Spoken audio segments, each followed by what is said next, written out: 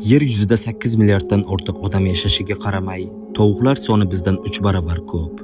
Hatto butun insoniyat tanasining umumiy og'irligini, ya'ni biomassani hisoblasak ham, bizning vaznimiz chumollarnikidan kam chiqadi. Insonlar na eng kattasi, na eng kuchlisi, na eng uzoq umr ko'ruvchisidir. Ba'zi akulalar va toshbaqalar 200 yildan ham ortiq yashaydi. Marjonlar va g'ovak hayvonlari minglab yillar davomida tirik qoladi. Ayrim meduzalar esa qarishni ortga qaytarib, hayot aylanasini yana boshlay oladi. Agar baxtsiz hodisalar yoki yirtqichlar bo'lmasa, ular hatto o'lmas bo'lishi mumkin. Bunga nisbatan odamlar juda zaif ko'rinadi. Dengiz yulduzi esa faqat bir qo'lidan butun tanasini qayta o'stira oladi.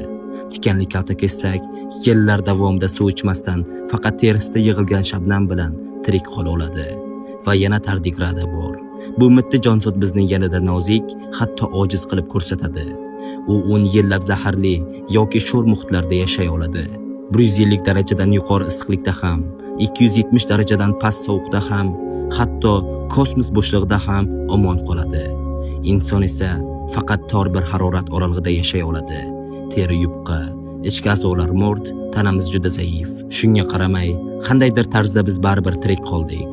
Ammo atrofdagi hayotning chidamliligi bilan solishtirganda, insoniyatning hukmronligi aslida qanchalik arzimas tuyulmaydimi?